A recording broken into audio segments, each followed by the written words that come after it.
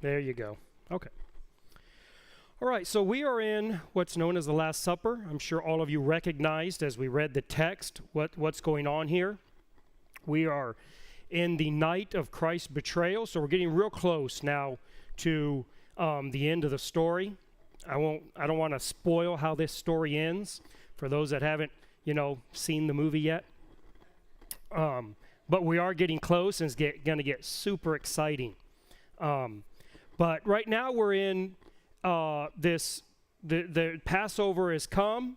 We're not going to get into the details, but you can read up on it. There's a little Passover had kind of changed on how it was done, when it was celebrated, how the events went about, and so it kind of ended up being a lot longer than it was originally set up, where it was a one-night deal. So if you go back into Exodus and you read how this all started, this is when God has said, I'm going to get you out of Egypt, and so you're going to kill this lamb. You're going to spread the blood from the lamb on the posts of your house. You're going to eat this lamb. You're going to roast it and eat it, and you're going to have all your luggage packed. You're going to have your shoes on. You're going to stand at the table. You're not even going to sit down. You're going to stand there. You're going to eat, and you're going to be ready to go.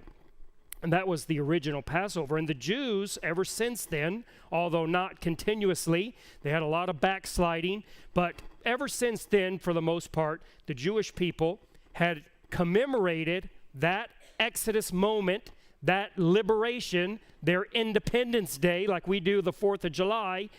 Their Independence Day, they commemorated it with this meal. And this meal had changed over the course of time on how it was celebrated, and like I say, it kind of expanded. It became like a whole weekend type thing where it took up a whole period of time, and it got actually celebrated in different places, and things kind of changed. But fundamentally, this is what's going on. And Jesus chooses this meal to establish an entirely new thing. And that's what we're going to kind of look at today on what happens, because even though it's so simple, and it is incredibly simple, that's one of the interesting things about Christianity, is that our central liturgy, our central ritual, if you want to call it that, is extraordinarily simple. It's extraordinarily simple. It's a piece of bread, and it's a glass of wine or a glass of grape juice, depending on how you interpret what it's saying, but it's a glass of juice, and it's a piece of bread. I mean, very, very simple.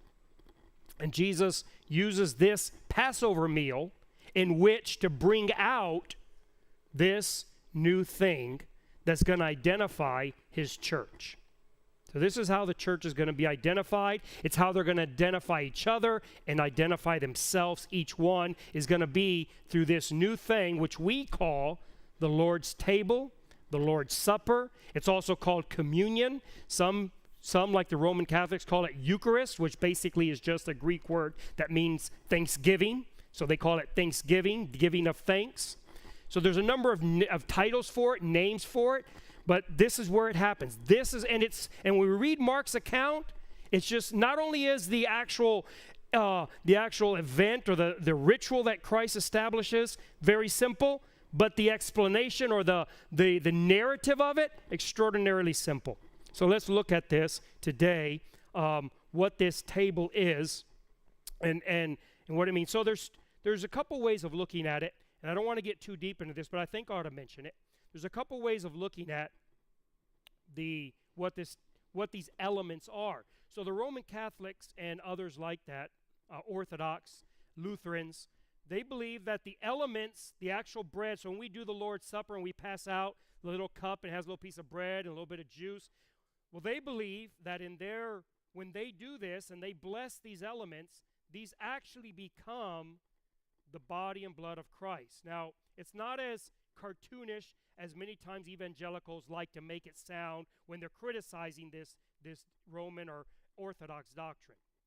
But they do believe in broad strokes that there is a mystical transformation of these elements, and that they are more than mere symbols. Evangelicals, they believe that the elements are merely symbolic, that they have no inherent value in themselves. In other words, that the bread at all times is nothing more than just bread. And as you look at this and think about it, I think you find that both extremes of this are missing on something. Now, I don't want to get into criticizing Roman Catholicism. I just don't find a point to that here today. So let's just talk about what I think is probably more of our problem, and that is that we oversimplify it, and we've made it to be nothing more than symbolism. And in fact, often, and this may not be you, but often I think that evangelicals really don't even know why we even have a piece of bread and some juice, other than Jesus did it, and so we're doing it. But we've become so dualistic in our thinking that it's like anything that's material, that's tangible, that's physical, really is of no value whatsoever. And we're really just doing this, reenacting it, because, now, like I said, not all Christians think this way, evangelicals, and you might not, but I do know many that do. And that's a mistake. First off, symbols are never just symbols. So if you're in the army and you see on the lapel 3 stars, you could tell that person, right, if you're a soldier, you could say, hey, that's just a symbol. That's meaningless. Well, it is a symbol, but it's not just a symbol, right? You can tell your wife that your wedding ring, you take it off at work because it's just a symbol. It is just a symbol, but it's not really just a symbol, right? And there's a lot of things I could give you as examples. You could tell, right, on 4th of July and say, well, the flags, they're meaningless. They're just symbols. A house is just a symbol for a home, so it doesn't mean anything. None of these things really make sense when you think about them. They are symbols, but symbols are very meaningful. And they have some value, which I probably can't articulate well enough, but they do have some value in them. Now, I am not telling you that the bread is actually the body of Christ. What I am saying is there's a reason why in the Old Testament they had all of these symbols, and God expected them to fulfill them. And there's a reason why when Christ institutes the church, he actually starts it by saying, we're going to have this ritual we're going to do, and there's going to be bread, and there's going to be this wine or this grape juice, and this is how it's going to be done. And you're going to do this over and over again, all the way up until I come. And then when I come, I'm going to do it again with you. There's actually going to be a communion service. And I'm not sure how this works out, but Christ implies this, and he says that he is going to eat this again with us when he comes back in his kingdom. So these things, yes, it's bread, and no, I don't believe the Roman Catholic doctrine of transubstantiation is true. I think that I think they've gone to the other extreme, almost into paganism on the issue, in my opinion. But these things are certainly more meaningful than many times evangelicals think. Is Jesus in the elements? No, not in that sense. I believe that Roman Catholics often would think of it that way. But is it completely devoid of anything? I think that's a mistake as well. So I think we need to realize as we come, and the reason I say is because we have the Lord's Supper here once a month. On the first Sunday of the month is when we do it. I think all of you should be here for it. And I think we all should be taking it, all of it, every bit of it, including the elements, more seriously. This is a serious thing. Think about how serious this is for Jesus. And think about it in this way. You know you're about to die. Let's say the doctor gives you news. You have 24 hours to live. What are you going to do with that time? What is it, the one thing you greatly desire to do if you have 24 hours to live?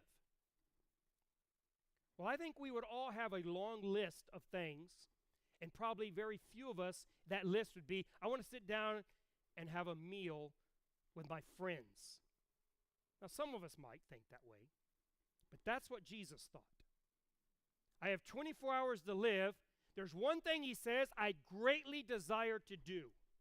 I want to sit down And I want to have what we now call the Lord's Supper. Not a sumptuous meal, not a meal full with every possible. You know, you read about the death penalty in the United States, and they have a tradition here that they give them their last meal, and they can essentially, and this is actually not just a movie thing, this really happens. They can basically pick anything they want within reason.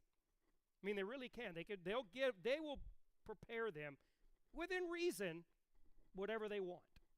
So this is Jesus's last meal. And his last meal is a piece of bread and some juice. So it wasn't the elements themselves that he was anticipating or that he had a hankering for. It was doing this with his disciples and instituting something that would last until he returned. And he had a great desire to do this. We should come to the Lord's Supper with that great desire. Every time. A great desire every time. Whether it's every day or once a week, like some churches do, or if it's once a month, or if it's only on Easter. Different churches do it with different frequencies. But the scriptures are very clear that as often as we do it, we should do it with great desire. Understanding what this means and what it is connecting us to. And yes, you say, well, it's just a symbol. It is true. It is a symbol. But we should be really considering what that symbolism is, how deep it is, and how meaningful it is. Because that's how Jesus was looking at this. You know, when thinking of symbols, your name is just a symbol. That's all it is. And yet, most people really get upset when you mispronounce it, forget it, make fun of it. It's just a symbol. Why would you care so much? Well, symbols are pretty deep and pretty meaningful. So now let's ask this question. Why would Jesus give us a meal? That's interesting. Especially if you have the mindset that I know I have. I suspect most of you do, because we basically all come from the same stock, right? We have this very post-Enlightenment Western way of thinking. Teaching is very important to us. Doctrine. I mean, think about how our services are. They're basically, that's what they are. Preaching, teaching, thinking. That's what they are. Well, Jesus says, I want to create what the church is going to look like and what the meeting of the church is going to look like. And he does it in a meal. Now, you may think, well, what? You may have like the Leonardo da Vinci picture in your head, the Last Supper. They're all sitting at this table. That isn't at all what this looked like. Not at all. Not even close. Okay, not even close. And they certainly weren't sitting around, like on little thrones, pontificating. This really was a meal. This was a Passover meal.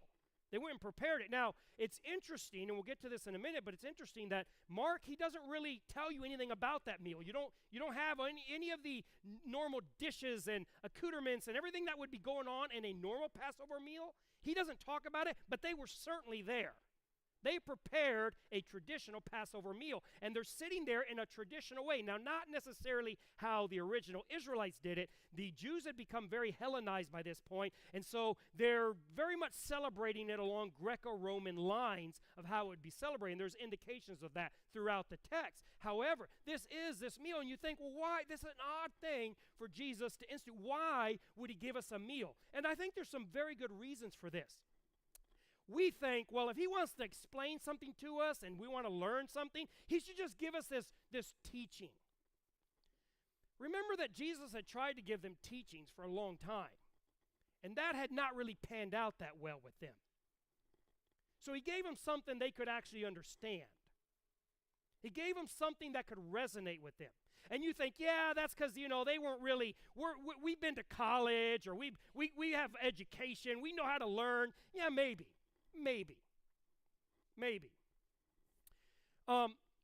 Jesus wanted to instill in us a memory. That's what the Lord's Supper is about. He says we do this in remembrance of him. And memory is interesting. We often think of memory in the context of technology, and you think of memory like a hard drive where you write information, then whenever you want it, you go get it. Memory is not necessarily a noun in that sense. It's more of a verb. It's a process. You don't have memory in the sense that you have like stacks of things in your head and then you go sort through them like a filing cabinet and pull them out. That's not how memory works at all. Memory works as a process, and that process is triggered by lots of things. Sights, sounds, tastes, experiences, feelings, right? You run your hand over something, it triggers memories. And those memories trigger memories. And as you access them, as they build themselves back together, you start remembering things. No one is sure exactly how it works. It's incredible, really.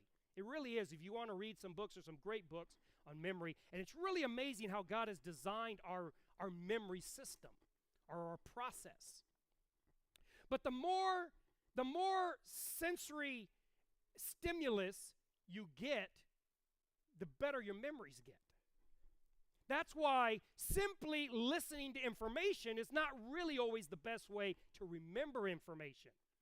Like cramming for a test. That's real. I mean, you can build that into some short-term memory and try to keep it all in there and then go and pass a test. But if you really want to learn the material, the more senses you can involve in that material, the better you're going to remember it. This is why you can have such deep, lasting memories of things that you didn't study for, but that are somehow deeply connected to your sight, your sound, your hearing, your seeing, your touch, your taste. So what could Jesus give us that would just involve all our senses in thinking about who he is and what he's done? Well, there's nothing that involves more senses than eating. It completely absorbs all the senses. You touch it, you taste it, you smell it, you see it, you digest it. It's usually done communally, so you have all of that. It's just an incredible immersive experience. That's how meals work. In fact, there's a whole brain in your digestive tract. It's roughly the size of a pig brain, which is pretty ironic, really, if you think about it. It's interesting, right? Maybe that explains a lot. There's like 500 million neurons, which is about the size of a pig brain. I would just want to emphasize that. 500 million neurons in your bowels that process all the information that food is giving it when you eat it, independent of your other brain. It means that the biblical authors aren't nearly as crazy as they might have sounded before when you hear, in my bowels, and they talk about how they're comforted in their bowels, and you're thinking, oh, those stupid ancient people that didn't know anything. No, actually, you actually do have thinking going on in your bowels. So Jesus gives us this meal that's this immersive sensory experience, and he stamps that with his image, with who he is, with what he is, and what he's done. And he's built that all into this so that when you take that piece of bread, it pulls you into that experience again. It brings up that memory again through touch, through taste, through smell, through all of it. This is why to say it's just a symbol is to be dismissive of what is going on here. Yes, it is a symbol, and yet when we take that and we've connected these dots, and you take that again, it reconnects all of this again. It triggers all that circuitry up again. Just like if you were to go and take your wife to where the first place you ever took her for dinner, what that would do. It brings back a flood of memories. That's why many people want to visit the restaurant where they had their first date. That's why some people get all sad if they tear that place down.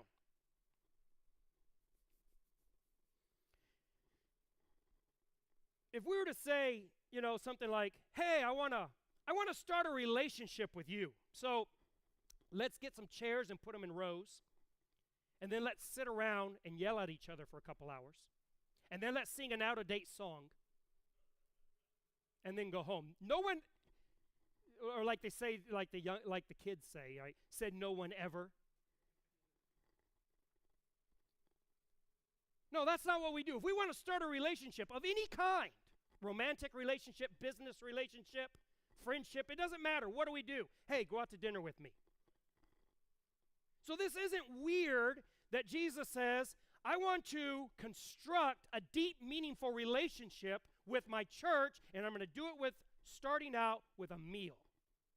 We all do this. Your first date is most likely, or those of you that are already married, or if you're not, your first date or any date you have is probably, especially the first one, is going to be, let's go out for dinner. Let me take you out for dinner. Let me buy you a meal. How is that connected to relationship? Well, it is deeply connected to relationship. Jesus made extensive use of meals, especially in the Gospel of Luke, more than anywhere else. In fact, more than all others combined, you constantly find Jesus in meals. Now, he even acknowledges that they considered him a glutton and a winebibber because every time they turn around, he's at someone's house having a meal. But what we find with Jesus is that he's utilizing these times to really reach people. You can reach people in a meal better. That's why you have business meals. When you want to close a deal, they do it over a lunch. There's a reason for that. When we eat together, we become vulnerable to each other. It's like when a dog rolls over and exposes its belly. That's essentially what we do. When we eat together, it is a sign, a symbol of trust, of communion, of unity, of partnership. That's what meals are. We sit together, we eat together, and we're trusting each other that you're not going to put anything in my food when I get up to use the restroom, for instance. Well, this is what Jesus does. He sits down with all kinds of people, prostitutes and tax collectors and Pharisees and religious leaders and lepers. It didn't matter. He sat down with everybody at a table and eat a meal with them and talk to them. And right before he dies, he says, there's one thing I really want to do, and I want to sit down with all of you, and I want to have a very special meal. It was special because it was incredibly subversive. And I've talked about this in other areas, and it applies to this also. Jesus was completely upending a lot of things when this happened. I know it looks simple on the page when you read that text, and it just seems so simple. He sat down, he took a piece of bread, he broke it, he said, this is my body, this is my blood, drink this in remembrance of me. Seems so simple, but if we look at it and we analyze it just a little, put a little bit of thought and research into it, we realize he is completely upending a number of traditions. Let's go through them quickly, what they are. One is, the obvious one is he's completely subverting the Jewish analogy of the Passover. This Lord's Supper is not Christian Passover. It's very important to understand that. Paul makes this clear in 1 Corinthians chapter 5. Paul says, purge out therefore the old leaven, that ye may be a new lump. Now there's a new mass of dough, a new lump of dough, as ye are unleavened. For even Christ our Passover is sacrificed for us. Therefore let us keep the feast, not with old leaven, neither with the leaven of malice and wickedness, but with the unleavened bread of sincerity and truth. So what he's saying here is that Christ, he is our Passover, and we keep a whole new feast. Now, some people want to say that when he says he's our Passover, it really means he's our Passover lamb, but that's not what it says. It doesn't say that. It says and yes, Jews did tend to use the Hebrew word for Passover like interchangeably for the lamb and for the feast and for the holiday and for, yes, they did, but what it says is he is our Passover. Which one? All of the above. He is our Passover feast, he's our Passover lamb, he's our Passover holy day, whatever. He is our Passover. And now we are celebrating a whole new feast. You know how you say, how did Jesus subvert Passover?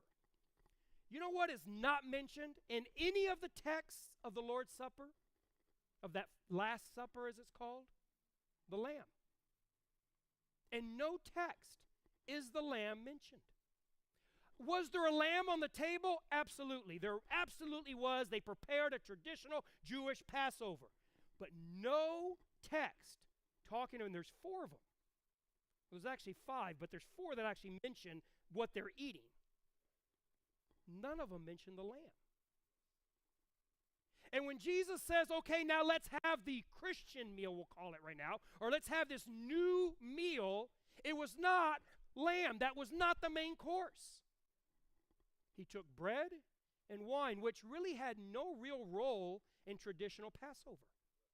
Yes, they had unleavened bread there, but that was not. What they were to do was to take a lamb and roast it and eat every bit of it, the entire thing, all the organs. They had to eat it all, and whatever they didn't eat, burn it and eat it standing up. Now, like I said, the Jews had become Hellenized. That means they'd become influenced by Greek culture. So Greeks conquered the world, and their culture was so dominant that everywhere they went, people just ended up adopting it because a lot of it just made a lot of sense. And so they not only adopted their philosophical culture, they ended up adopting all kinds of their culture. And one of the things that the Greeks, they didn't invent it, but one of the ideas, one of the cultures of the Greeks was that when they would have these meals, not the not the lunch meals in the day when you're working, but they would get together at the end of a day and have a big supper. Well, they certainly didn't do it like at Passover in Exodus and eat standing up. That's not how they ate. It was a big event. It was actually where we get the word supper from, and it was a big deal. And they had these couches around in like a U shape, and they had one central table, and everyone would recline on the couch. So you're like laying on a couch, like on your side. You lay on your left-hand side, and you all eat out of that one center table. You grab the food, and the slaves bring out the food, and they're putting the food on the table, and everyone's eating and drinking all together. And it goes on for a good while.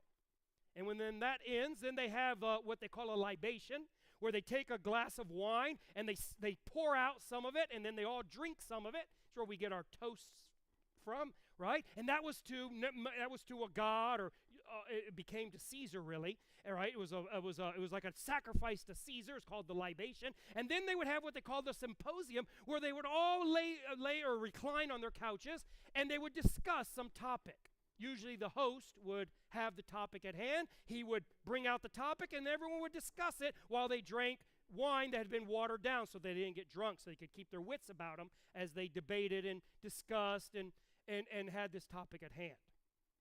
And that's the less bawdry version of it. It could get, those suppers could get pretty raunchy at times. But anyways, Jews had somewhat adopted this. So when you read the text regarding the Last Supper, you find that's what they're doing. They're reclining. This is why John has his head resting on his breast. They're laying on these couches, eating the food on the center of this table. So a very Hellenized feast that's going on. Well, Jesus subverts that. He just completely turns it, because there is a certain problem with what Passover had become for the Jews. It had become this immense spectacle almost. In fact, half of Jews didn't celebrate Passover in their houses like they were supposed to. They actually went to the temple and did it. It was like people that do 4th of July, but they go downtown instead of having their own backyard barbecue. They go downtown and they have like this big block party or big citywide party. Well, that's what they do. They go to the temple and they'd celebrate it all together. Only about half of Jews actually celebrated Passover in their homes the way they were originally intended to do it. And even in their homes, they were having more of a Greek sumptuous party, and it become more of a banquet. And so Jesus, he brings this back down. He dials his table way back down, and it's back to basic elements: bread and wine.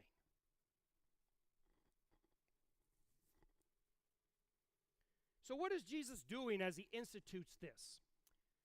He is not trying to recapture the original Passover. What Jesus is doing is that he is creating a whole new Exodus story. He is the new deliverer. He is not just in the tradition of Moses. He is greater than Moses. This is the point that Hebrew makes. The book of Hebrews makes this very clear. And he's not greater than Moses, as is Moses was this tall and Jesus is taller. That's not what that, Hebrews is very clear on this, even though it doesn't use what we would now use, the language we might use. We would say he's categorically greater. So he's not greater than Moses in the sense, right, that a BMW is greater than a Ford. That's not how he's great. He's greater than Moses as in life is greater than a Ford. That's how Jesus is greater. Categorically greater. And so he is not just redoing Moses' Exodus. The Exodus of Moses is like a little girl playing house. Jesus is the house and the creator of the house and the savior of the house. It's an entirely different thing. Comes up within. Now, there is a mistake, a huge mistake amongst antinomian Christians who want to completely divorce the church from Exodus and from the Old Testament. That's a mistake. But it's also divorce to want to remarry them together. It's neither one of those. Yes, this came up out of Passover, but it's not Passover. It's something entirely different and subversive. In fact, after this, we don't have an account of the churches celebrating Passover. I'm not telling you they didn't, especially the Jewish churches. I'm just saying we don't have that account. But we have an account of every time they got together, they broke bread.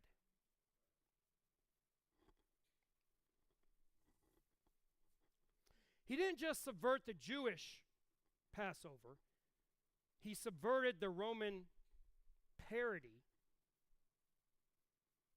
that the Greeks and Romans had spread around. I mentioned how this worked, and we kind of went through it.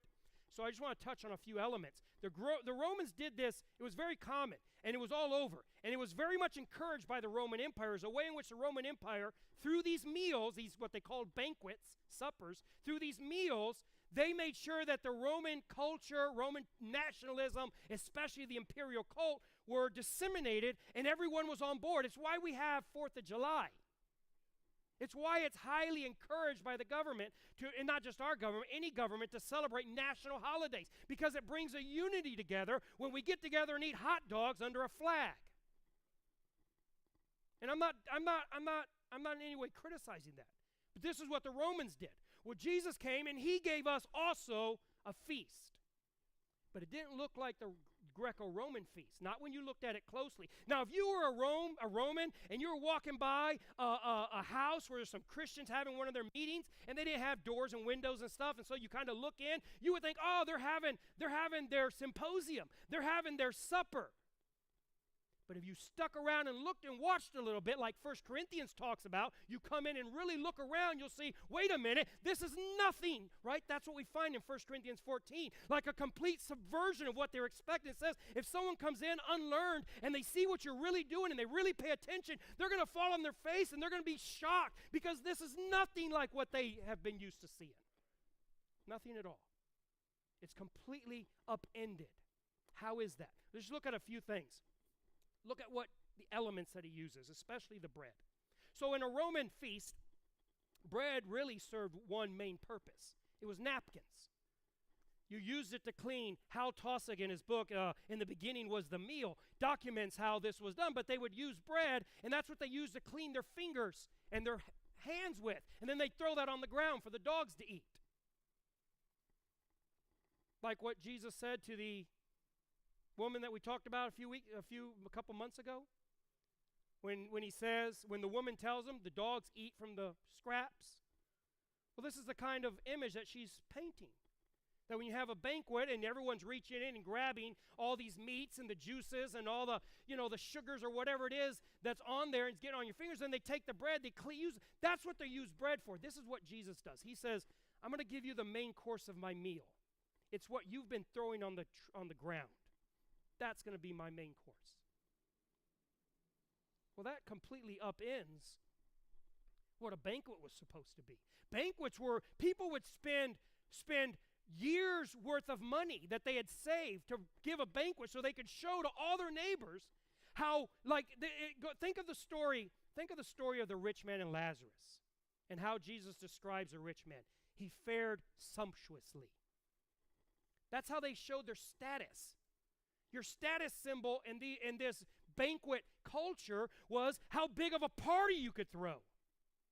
And how extravagant and exotic your delicacies would be. Jesus says, I'm going to throw a party. One that I've desperately wanted to attend. It's all I could all I've thought about. And I'm going to take the one thing that none of you hold in much value. You use it as a napkin, you throw it on the ground for the dogs to eat. And that's going to be the main course. So yeah, if you're a pagan and you walk by and you see a banquet and you think, oh wow, there's a banquet. People, it was a common problem in Roman banquets of people wanting to crash these parties and wiggle in and get in. Jesus even talks about party crashers in one of his parables. This was actually a common problem in these banquets. But if they walk into a Christian one, they're going to be blown away because nothing is what they expect. Not only are the elements not what they expect, but the way the food is served is not what you'd expect. The way the food is served in a Roman banquet is by slaves. The slaves serve the food. But in Jesus' banquet, he not only serves the food himself, he washes the feet of those who attend. This is mind-blowing. This never happened. This was not done. Jesus says, I'm giving you a meal that is unlike any meal. If there is an argument to be made that it should be not only men, but actually the pastors or the elders of a church only giving out the Lord's Supper, it's not the argument that I normally would hear. The argument that is normally given is, well, that's a leadership role, so leaders should do it. That's actually a terrible argument. If there is an argument that only the elders should give out the elements of the Lord's table, it is that it is the lowest role. And they should humble themselves and serve. But what Christianity, evangelicism especially, has done is they've turned that practice, that service, we've turned it into, well, that's a leadership role, and women aren't worthy of it, or they're not allowed to it because it's leading the church. That is not what it is. Doing that was a humiliation, not an exaltation. It was never meant, ever intended to become that. When we get together, it says we prevent one another. We give way to one another. We serve one another. Think how subversive this whole idea has become in any place where Western Christian culture has permeated. Where when you go to a person's house, even a very rich person's house, maybe not the richest, but even very rich people's house, they serve the hors d'oeuvres. They top off your glass. If you went to a Roman banquet, the patron, the host, would never do that. In fact, he got the first place. I told you those chairs were set up like in a U. And they were set up that way because the left side right here, that's the number one spot. That's the host. When you walk into a Roman banquet, you see that? That's the host. And then it's the next person of value. And it goes down. And the person over here, that's the tail. They're the least, and it's all free men, citizens, and it's no women, certainly no children, and certainly no slaves. If they're there, they're at the feet. They're sitting at the feet or on the floor next to the people reclining on the couches. Think of James when he talks about when a poor person comes in, you say, sit here at my feet. We're thinking of like they're laying on the ground, you're putting your foot up on top of them, you're sitting on a chair. That's not how it is. They're reclining on these couches, and he's saying, sit at my feet. Sit down where you belong. You don't belong up here with the rich people, the important people, the people of status. James is saying, no, that's not what Jesus did. Jesus did not sit at the head, and he didn't even sit at the tail. He sat on the ground and washed the feet. And then he served the dish that everyone would have thrown in the trash and said, this that you think is trash is my body.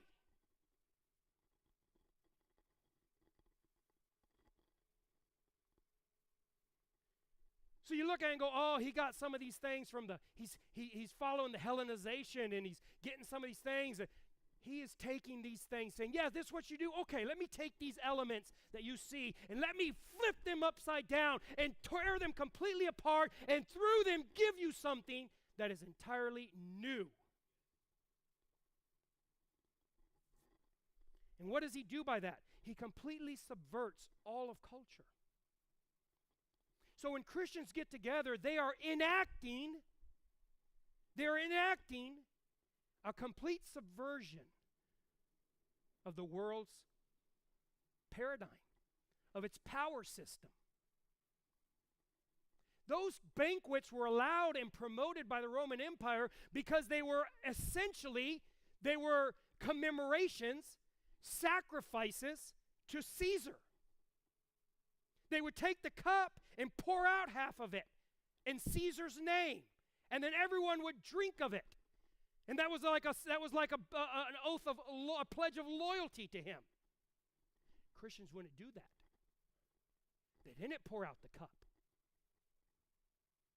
They said, this is the blood of Christ, and they all drank it. They didn't pour it out.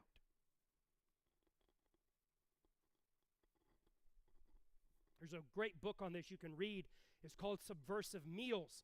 And it goes through and documents a lot of this, which I don't have time to get through a lot of the information that you can get there. And there's other ones as well that document this. But when you consider and think about what's really going on here in the Lord's Supper and what Jesus is doing, this is not a simple thing he's doing.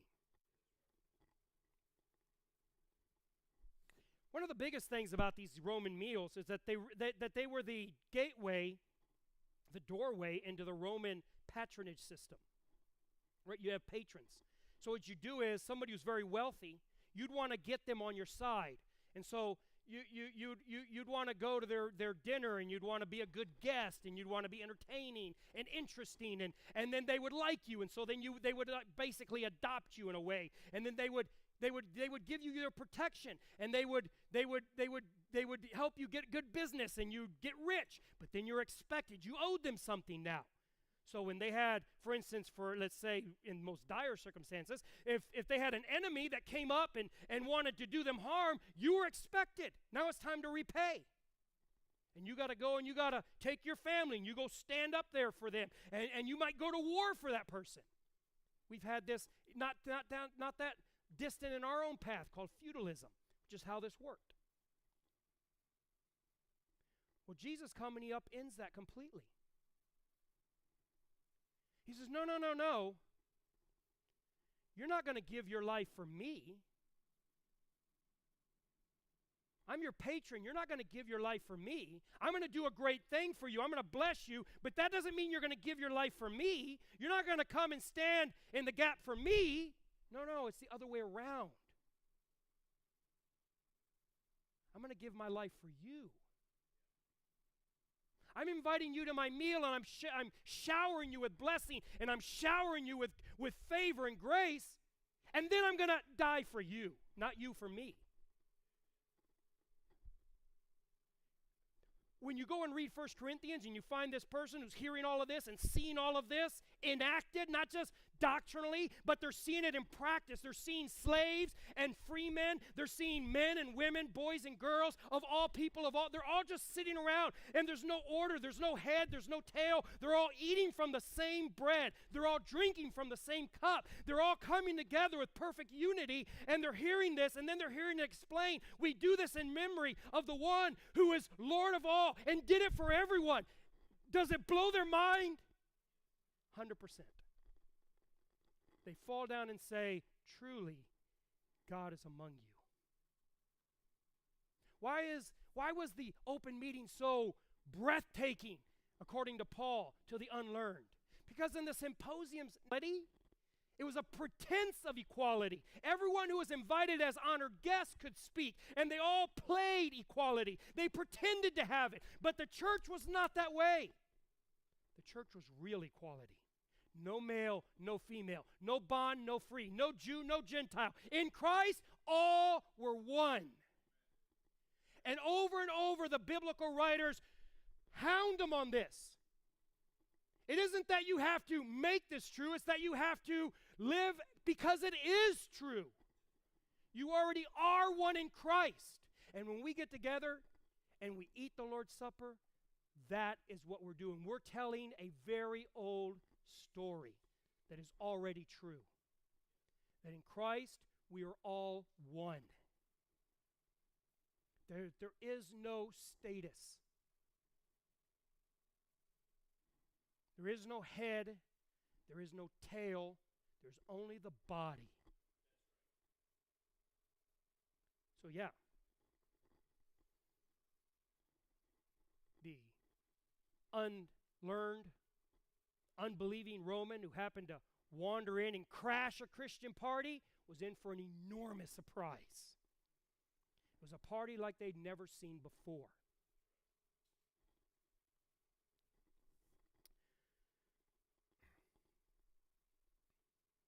Jesus gives us this table, this supper, this bread, this wine, so that we can connect to all these things and so much more. This is what you're doing when you eat this. When we have the Lord's Supper, it's called the Lord's Supper because He's the host. He's the patron. He's invited us to it. We're eating what He provides with the people that He invited. You don't get to choose them.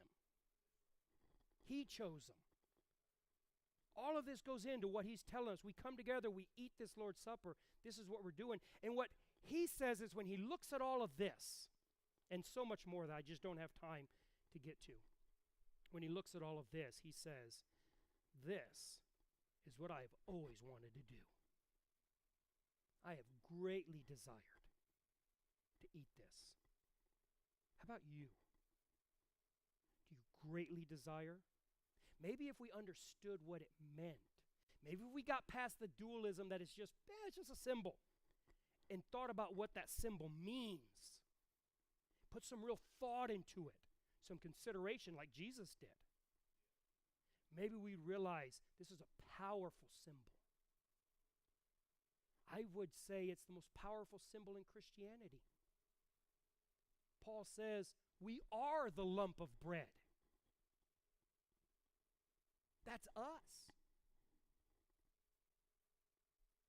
When we drink that cup, we eat that bread, we're symbolizing that we are His body. That's deep, it's powerful, it's meaningful. As we do the Lord's Supper, I hope you can keep that in mind. Let's close with prayer. Father in heaven, thank you for this incredible meal that you gave us. That you've taken what is discarded, despised, rejected, and you've turned it into something glorious, magnificent. You've given us something that is so simple and yet so profound. Father, I ask that when we come together, that we would worthily partake of your supper. I thank you that you have invited me, and you've invited these brothers here with me. I ask that we would be ready, willing, happy to serve each other around your meal, and that would reflect itself throughout every aspect of our life. Help us also to be subversive to the evil, demonic order of this world, and to institute your divine, good order. In all things I ask in the name of Jesus. Thank you for being here.